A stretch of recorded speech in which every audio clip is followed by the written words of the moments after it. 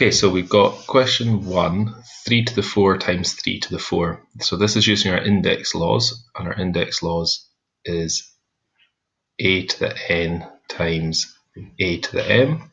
Basically means that we add our powers, so it's n plus m. So we're going to do 4 plus 4 gives you 3 to the 8. Question 2, circle the value. Now this time it's asking for the value. Value just means the number that this works out. So it's 2 times 2 times 2 times 2 times 2. 1, 2, 3, 4, 5. 2 times 2 is 4. 4 times 2 is 8. 8 times 2 is 16. 16 times 2 is 32. How many centimetres are there in 3.7 metres? So we need to know some basic rules to start off with. So we know that 100 centimetres, or you should know that 100 centimetres is equal to 1 metre. And we can then think about the conversion. So to go from 100 to 1, we're going to have to divide by 100. And to go from metres to centimetres, we're going to have to times by 100. 1 metre times by 100 gives me 100 centimetres. So 3.7 metres, I'm going to have to times by 100, 10, 100, fill in with 0, 370. So it ends up being 370. If you divide a multiple of 10 by 2, the answer always ends in 5. So we're looking for the word always ends in 5. So basically we've got to think what multiple of 10, so that could be 20, 30, 40, 50, 60, 70. And we've got to divide it by 2 and get an answer that doesn't divide. So all you've got to do is show one answer. So probably the first one that you can come to, 20 divided by 2 gives me 10. Write down a calculation to support your answer. So is he correct? Make sure that you answer the question. Is he correct? No. And 20 divided by 2 is equal to 10. Okay, question 5 is a simplifying question. So with this one, we can circle the like terms, and remember to circle the sign. So this one's plus 7a. It doesn't have a sign, but it's with that one. And this is plus 3a. With the b's, minus 2b and plus 5b. Now just combine them. So 7 plus 3 is 10a. And then we've got 5b, take away 2b, gives me 3b. On to question 6. Emma's organising a disco. She sells 150 tickets. DJ charges her £120. She pays £50 to hire the hall. So I'll just move this down a little bit. So she wants to make a £100 profit. Does she do this? She must show working.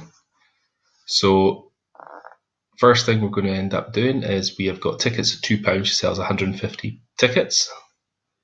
So 150 times by 2 gets me £300. So she's getting £300. DJ charges 120, so we're going to have to take away 120, and she pays £50 to hire the hall, so we're going to have to take away £50. We just need to do this calculation.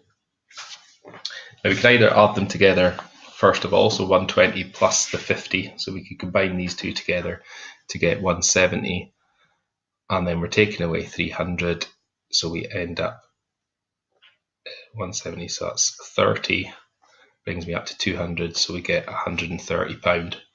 She wants to make a £100 profit. She makes 130, so yes, makes £130, which is £30 more than the profit that she wanted. Question 7. Simplify fully, so we're back to our index laws. Remember multiplication, as I said earlier, you add the powers. If you've got a division, then if we've got a to the n divided by a to the m, then this becomes a to the n minus m. That's the index law for division. So we deal with the top line first. We're going to end up with w to the power 7 divided by w to the 2. 7 take away 2 gets you 5. So w5, w to the power 5. Simplify fully.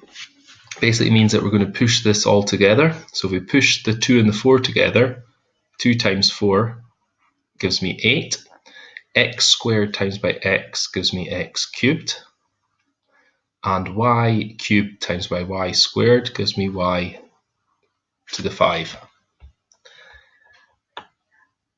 Simplify fully. Now this time there's a division. It might be worth writing this out as a fraction.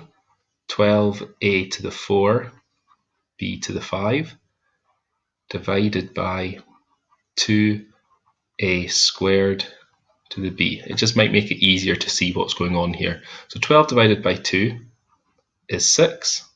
A to the 4 divided by a to the 2 gives me a to the 2. And b to the 5, and remember this has got a hidden 1. Anything just by itself has got a power 1. So b to the 5, take away 1, gets me b to the 4. So we get 6a squared b to the 4.